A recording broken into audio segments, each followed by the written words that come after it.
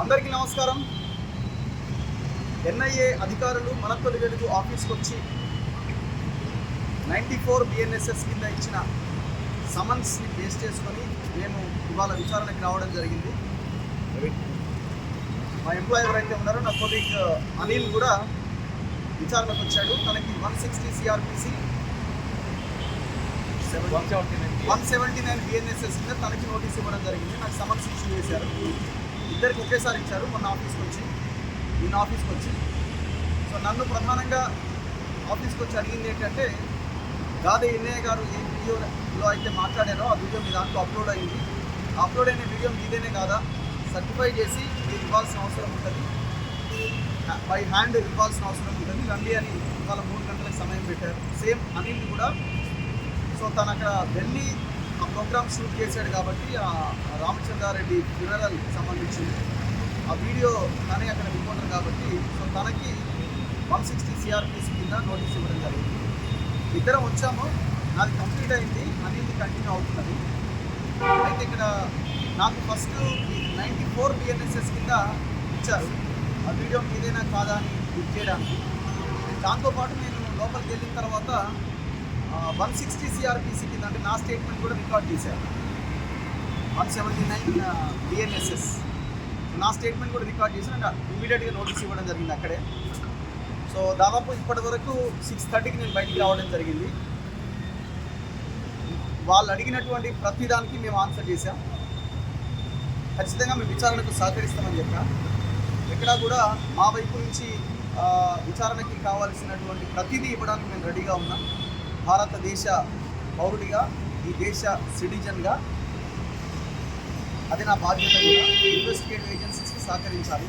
So ఖచ్చితంగా సహకరిస్తామని చెప్పా.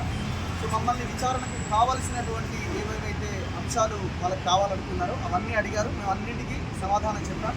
చాలా ఫ్రెండ్లీగా వాళ్ళు క్వశ్చన్ చేశారు. మేము కూడా చాలా బాధ్యతతో చాలా ధైర్యంగా మేము కూడా ఆన్సర్ చేయడం జరిగింది. సో ఇందులో ప్రధానంగా వాళ్ళు మనకు తెలుసు కదా, వీడియో ఎక్కడి నుంచి వచ్చింది, వీడియో షూట్ చేశారా, ఎట్లా, ఇదంతా దానికి సంబంధించిన డీటెయిల్స్ అన్నీ తీసుకున్నారు. మేము అంతా క్లియర్గా అది మా ఛానల్కి సంబంధించిన దాంట్లోనే మేము అప్లోడ్ చేయడం జరిగింది. మీరు ఏ వీడియో లింక్ అయితే మీరు ఎఫ్ఐఆర్లో పెట్టారో వాళ్ళకి అది ఛానల్ది అని చెప్పడం జరిగింది. ఇదంతా కూడా ఇన్వెస్టిగేషన్లో భాగంగా వాళ్ళకి మేము పూర్తి ఇన్ఫర్మేషన్ ఇచ్చాం. వాళ్ళు కూడా సర్టిఫై చేస్తున్నారు, అయిపోయింది. సో దాని తర్వాత విచారణకి సహకరించాలి ఖచ్చితంగా అన్నారు. ఖచ్చితంగా సహకరిస్తాం. భవిష్యత్తులో మీరు చేసే ప్రచారం మా సహకారం చెప్పడం జరిగింది. ఎలాంటి క్వశ్చన్స్ అడగడం జరిగింది? క్వశ్చన్స్ అంటే బేసిక్గా ఎన్ఐఏ గారితో మీరు ఎప్పటి నుంచి జర్నీలో ఉన్నారు, సో ఇవన్నీ జనరల్ క్వశ్చన్సే, పెద్దగా ఏం లేదు. ఎందుకంటే ఇందులో పెద్దగా నన్ను ఇన్సిస్ట్ చేసి నేనేదో అని అడిగేంత ఇది కూడా ఏం లేదు అక్కడ. ఓన్లీ నేను మన ఛానల్లో ప్లే అయిన, మన తొలి వెలుగులో ప్లే అయిన ఆ లింక్ని బేస్ చేసుకుని ఉన్న ప్రశ్నలే అక్కడ ఉన్నాయి. సో ఎందుకు అట్లా మాట్లాడారు ఏంటి అని మనకు సంబంధం లేని విషయం. అది మన లైన్ కూడా కాదు. ఓన్లీ ఆ వీడియోకి సంబంధించిన ఫుటేజ్ ఎట్లా వచ్చింది ఏంటి అన్న దాని విషయంలోనే దాని చుట్టూ దిగింది తప్ప ఇంకొకటి లేదు. సో మేము జనరల్గా రెగ్యులర్గా అందరి ఇంటర్వ్యూస్ మేము తీసుకుంటాము, అందరితో మేము మాట్లాడుకుంటాము. సబ్జెక్ట్ కోసం, అనాలిసిస్ కోసం చాలామంది మేము కాంటాక్ట్ అవుతుంటాము. అందులో భాగంగా మేము అందరితో మాట్లాడతాం. అట్లనే ఎన్ఐఏ గారితో కూడా మేము రెగ్యులర్గా టచ్లో ఉంటాం. అంతే తప్ప అంతకు మించి ఇక్కడ ఏం లేదని ఆన్సర్ చేయడం. పెద్ద క్వశ్చన్స్ ఏమి అక్కడ ఏం ఇది రాజకీయ పార్టీ సోషల్ మీడియా హ్యాండిల్స్లో మీరు అరెస్ట్ అయిపోతున్నారు, రకరకాల చేస్తున్నారు ప్రజలు. చిల్లర సోషల్ మీడియా పోస్టులు కూడా మనం చూస్తూ ఉన్నాం. ఇది అరెస్ట్ అయిపోయిండు, కొంతమంది అయితే ఇక అరెస్ట్ అయిపోయాడు, చెంచల్ కూడా జైలుకే తీసుకొస్తున్నారనే పోస్టులు కానీ కామెంట్స్ కానీ నిన్న మొన్నటి నుంచి అయితే ఇక వీడు అర్బన్ నక్సలైటు ఇంకే నోటికి వచ్చి ఇష్టం వచ్చినట్టుగా పెట్టుకుంటున్నారు. శాంతంగా నిద్రపోలేదు. మీరంతా ఇదేం ఇబ్బంది లేదు, ఏం తప్పు చేయలేదు. సో ప్రజల కోసం మాత్రమే మేము పనిచేస్తాం. చాలా ధైర్యంగా బాధ్యతతో పనిచేస్తున్నాం. ఎక్కడా వెనకడుగు లేదు. ఇంకా కొంతమంది అంటున్నారు వీడియోలు అన్నీ డిలీట్ అయిపోతున్నాయి అంటున్నారు. ఎక్కడో ఎవరు అడిగితే ఒక లింక్ ఏదైనా ఉంటే మాకు పంపించండి, ఇదో ఫలానా వీడియో డిలీట్ అయిందండి. ఎట్టి పరిస్థితిలో ఒక వీడియో కూడా డిలీట్ అవ్వడం అంటూ ఉండదు. న్యాయస్థానం, ప్రజలు ఒక న్యాయం వైపుగా మేము పనిచేస్తూ ఉంటాము. సో ఎవరైనా కోర్టుకి వెళ్ళి ఇగో పలానా వీడియో ఇది నచ్చలేదని చాలామంది రియల్ ఎస్టేట్ మాఫియాకి సంబంధించిన డిలీట్ చేసుకునే సందర్భాలు ఉన్నాయి. అట్లా పోయిన వీడియోలు తప్పితే మా దాంట్లో మాకు మేముగా డిలీట్ చేసిన వీడియోలు ఏమీ లేవు, ఉండవు. ఎవరైతే ఈ కామెంట్స్ పెడుతున్నారు కొన్ని శాటిలైట్ ఛానల్స్ కూడా, శాటిలైట్ అని చెప్పుకునే ఛానల్స్ కూడా అసలు నాకు నోటీస్ రాలేదు, ఆ సమయానికి ఆల్రెడీ ఆ యూట్యూబ్ ఛానల్ మీద కేసు అయిందని పోస్టులు పెడుతున్నారు. అంటే బ్రేకింగ్ చేస్తున్నారు. ఇంత దుర్మార్గంగా వ్యవహరిస్తే ఎట్లా? కొంతమంది అయితే ఇక అయిపోయింది, ఏరివేత కార్యక్రమం స్టార్ట్ అయిందని పెడుతున్నారు. ఏరివేత అంటే ఎవరు ఏరివేత? మేము ఒకటే ఏమంటున్నామంటే, మేము పనిచేసే దాంట్లో 10% పనిచేయండి ప్రజల్లోకి వచ్చి. మీరంతా సోషల్ మీడియాలో ఈ చిల్లర పోస్టులు పెట్టేవాళ్ళు, మేము ప్రజల్లో ఉండి ఉదయం 7 గంటల నుంచి రాత్రి 8-9 గంటల దాకా మేము పనిచేసే దాంట్లో మీరు ఒక 10% పనిచేయండి, ప్రజలకు చాలా మంచి జరుగుతుంది. ఈ పోస్టులు పెట్టి విద్వేషాలు రెచ్చగొట్టి చిల్లర పోస్టులు పెట్టడం వల్ల ఉపయోగం లేదు. నేను వాళ్ళకి ప్రధానంగా చెప్పదలుచుకున్నాను. ఇప్పుడు మీరు విచారణకు హాజరయ్యారు కదా, మీ పైన ఏమైనా కుట్ర జరుగుతున్నట్టు మీకు అర్థమవుతుందా ఏమన్నా? అంటే నేను ఇప్పుడు విచారణ దాంట్లో ನಾನು చూసినప్పుడు కుట్ర అనే దానికి నాకు ఇక్కడ కనబడలేదు.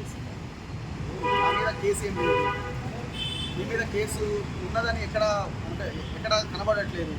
గతంలో ఆయన కేసెస్ విషయంలో మన మీద జరిగినప్పుడు కుట్ర కోణం మనం చెప్పడం జరిగింది. ఈ పర్టికులర్ దాంట్లో నా మీద కేసే కాలే కదా, నన్ను ఓన్లీ అడిగినారు, స్టేట్మెంట్ తీసుకున్నారు, ఈ వీడియో మీదేనా కాదా అని. ఇక్కడ కుట్ర మన మీద ఏమున్నది ఏం లేదు కదా. ఇంత చిన్న స్టేట్మెంట్కు 3.5 గంటల సమయం తీసుకోవడం గల కారణం ప్రొసీజరల్ ప్రాసెస్ ఉంటుంది కదా అక్కడ. వాళ్ళంతా డేటా తీసుకోవాలి, ఇదంతా ల్యాప్టాప్లో వాళ్ళు చేయాల్సి ఉంటుంది. వాళ్ళ ప్రొసీజర్ వాళ్ళు చేసుకున్నారు. జర్నలిజం 5 గంటలు అంతా కూర్చొని ఏదో 1-to-1 ఇంటర్వ్యూస్ లాగా ఇంట్రాగేషన్ అంటే అరెస్ట్లు ఏమైనా ఉండే అవకాశం ఉందా? కేసే లేదు, అరెస్ట్ ఎక్కడికి? ఎఫ్ఐఆర్లో మనం ఏం లేవు కదా. అంటే కాదే విన్నాయా, మరియు ఇతరులను కూడా ఎఫ్ఐఆర్లో ఉంది, ఆ ఇతరుల కింద రఘు ఉండడేమో అని చెప్పేసి అనుమానం. మన మీద కేసే లేదు, ఇతరుల కింద ఎవరి పేరు రాసే అవకాశాలు మనకు ఉన్నాయి? తెలియదు. అది ఎన్ఐఏ అధికారులని మీరు వెళ్ళి వాళ్ళని ఏమైనా అడిగితే మన వాళ్ళని ఏమైనా చెప్తారేమో, కానీ మనకు అదర్స్ ఎవరైనా తెలియదు. నాకు తెలిసి జనరల్గా ఏదైనా ఎఫ్ఐఆర్ పెట్టినప్పుడు కూడా సో ఫలానా అక్యూజ్ అండ్ అదర్స్ అని జనరల్గా ఉంటుంది. సో అందులో వాళ్ళు డిమాండ్ చేసిన ఏరియా కూడా రకరకాలుగా పాయింట్అవుట్ చేశారు కదా, వాళ్ళ పేర్లు ఏమైనా పెడతారు మనకి తెలియదు. అది ఇన్వెస్టిగేటివ్ ఏజెన్సీ తీసుకోవాలి, మనకు సంబంధం లేని విషయం. యాదయ్యని అరెస్ట్ తర్వాత జర్నలిస్ట్ రఘు అర్బన్ నక్సల్ ఒక ప్రచారం బలంగా జరుగుతుంది. దాని గురించి మీరేమంటారు సార్? అంటే అర్బన్ నక్సలైట్ అంటే ఏంటి అన్న దానికి వాళ్ళు ఒక అర్థం చెప్పాలి ఫస్ట్. మేము ఒకటే లైన్తో ఉన్నాం, మా లైన్ సింపుల్ అండ్ క్లియర్. ప్రజల కోసం మేము పనిచేస్తున్నాం, ప్రజల కోసమే మేము పనిచేస్తున్నాం. పబ్లిక్ ఇష్యూస్ ఎక్కడ సమస్య ఉంటే అక్కడ వారిపోతాం, అక్కడ నిలబడతాం, అక్కడ కొట్టాడే ప్రయత్నం చేస్తాం, ప్రభుత్వాల దృష్టికి తీసుకొస్తాం. ఎక్కడ వెనకడిగేసే పరిస్థితి ఉండదు. అర్బన్ నక్సలైట్ అంటే ఏంటి అసలు, దాని మీనింగ్ ఏంటో దయచేసి విశదీకరించి చెప్పండి. నక్సలైట్ అంటే ఎవరు, అర్బన్ నక్సలైట్ అంటే ఎవరు, అడవుల్లో పనిచేసే వాళ్ళు ఎవరు, మరి ఇక్కడ పనిచేసే ఇక్కడ ఉన్న వాళ్ళని మీరు ఎట్లా నక్సలైట్ల కింద చూస్తున్నారు? నేను అదే అంటాను కదా, మేము చేసే పనిలో ప్రజల కోసం మేము చేస్తున్న పనిలో ఒక 10% మీరు ప్రజలకు వచ్చి పనిచేయండి, దేశం బాగుపడుతుంది. ఇంట్లోనే కూర్చొని యూత్లో ఉన్న అర్బన్ నక్సలైట్ అని చెప్పి మీరేదో దేశాన్ని ఉద్ధరించినట్టుగా మాట్లాడకండి దయచేసి. ఒకవేళ ప్రజల కోసం పని చేయడమే అర్బన్ నక్సలైట్ అంటే పిలవండి, మరి తప్పే ఉంది. ప్రజల కోసమే పనిచేసే వాళ్ళు అర్బన్. మనందరికీ తెలిసిన విషయమే, గాది ఎన్ఐఏ గారు అరెస్ట్ తర్వాత ఎన్ఐఏ నిన్న మన తొలివేదిక ఆఫీస్కి రావడం జరిగింది. రఘు గారికి, అదేవిధంగా ఆయన దగ్గర పనిచేసే సిబ్బందిలో ఒకటువంటి అనిల్ గారికి కూడా నోటీస్ అనేది ఇవ్వడం జరిగింది. అందులో భాగంగా రఘు గారికి ఇచ్చిన దాంట్లో మీ యొక్క యూట్యూబ్ ఛానల్లో ప్లే అయినటువంటి ఒక వీడియో లింక్కి సంబంధించి అక్టోబర్ నెలలో ప్లే అయినటువంటి వీడియోకి సంబంధించిన ఫుటేజ్ మాకు కావాలి అని చెప్పని, అది కూడా క్లియర్గా 65B ఎవిడెన్స్ యాక్ట్ సర్టిఫికేషన్ తోటి కావాలి అని చెప్పని అడగడం జరిగింది. అనిల్ అనే వ్యక్తికి సంబంధించి మీరు విచారణకి రావాలి మా దగ్గరికి అని చెప్పడం జరిగింది. అందులో భాగంగానే ఈయన్ని కూడా ఇన్ పర్సన్గా ఈరోజు కార్యాలయానికి, అతను కూడా విచారణకి కార్యాలయానికి 3 గంటల లోపు రావాలి అని చెప్పడం జరిగింది. ఒక నిజాయితీ గల జర్నలిస్ట్గా, ఒక బాధ్యత గల సమాజంలో వ్యక్తిగా, భారతదేశ పౌరుడిగా ఇద్దరూ కూడా ఈరోజు విచారణకి హాజరు కావడం జరిగింది. మేము కూడా మొదట్లో విచారణ అధికారి గారిని కలవడం జరిగింది. అందరూ కూడా చాలా బాధ్యతాయుతంగా చట్ట ప్రకారము ఒక నేరానికి సంబంధించినటువంటి ఎవిడెన్స్ కానీ, విట్నెసెస్ కానీ ఏదైనా ఎవరి దగ్గర నుంచి అయినా సరే కావాలి అని అనుకున్నప్పుడు చట్ట ప్రకారము చట్టం ఏదైతే చెప్తుందో దాని ప్రకారమే వాళ్ళు ముందుకు వెళ్ళటం జరిగింది. ప్రధానమైన కారణం ఏంటి అంటే కనుక ఈ యొక్క ఛానల్లో ఆ వీడియో లింక్ అప్లోడ్ అయ్యింది. దాంట్లోనే విద్వేషపూరితమైనటువంటి ప్రసంగం ఉంది అని చెప్పి భావించబడుతున్నారు కాబట్టి దానికి సంబంధించి వాళ్ళు అడగడం జరిగింది. దానికి సంబంధించి ఈరోజు వీళ్ళు రావడం జరిగింది. విచారణ అధికారుల ముందు హాజరు కావడం జరిగింది. విచారణ కూడా సవ్యంగా జరగడం జరిగింది.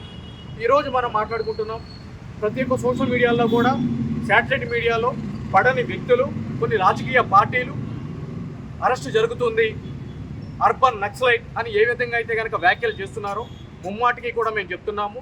మా తరపున కూడా ఎన్ఐఏ అధికారులకి ఏదైతే కనుక అర్బన్ నక్సలిజం అనే మాట ఉందో అది ముమ్మాటికి కూడా పదే పదే ఇన్స్టిగేట్ చేయడం కూడా ఇన్సిస్ట్ చేయడం కూడా చట్ట ప్రకారం నేరం కాబట్టి మా దృష్టికి వచ్చిన వాళ్ళందరి మీద కూడా కంప్లైంట్ రూపంలో, ఫిర్యాదు రూపంలో మేము కంప్లైంట్ రూపంలో చేసి సదరు అధికారులకి అందజేసి ఈ విధంగా సమాజంలో శాంతి భద్రతలు చెడగొట్టే విధంగా, అదేవిధంగా బాధ్యత కలిగిన వృత్తిలో ఉన్నటువంటి వ్యక్తుల మీద ఇటువంటి ముద్రలు వేయడం చేత సమాజంలో అది ఒక వక్రీకరించబడిన దిశగా వెళ్తుంది. కాబట్టి వీళ్ళందరి మీద కూడా సమాజ వ్యతిరేక శక్తులు కూడా నిజమైన నక్సలిజానికి, అర్బన్ నక్సలిజానికి అర్థం ఏంటి, ఏం చెప్తుంది అని తెలుసుకుని మాట్లాడితే ప్రతి ఒక్కరు కూడా వింటుంది. ఈరోజు ఎవరైతే కనుక ఈరోజు అరెస్ట్ కాబడ్డారు వీళ్ళు అర్బన్ నక్సలైట్లు అని చెప్పి అంటున్నారు, వాళ్ళందరికీ కూడా రేపు నోటీసులు ఇష్యూ చేసి వాళ్ళు కూడా విచారణ అధికారి ముందు హాజరయ్యి వాళ్ళకి ఎక్స్ప్లెనేషన్ చేసే విధంగా కూడా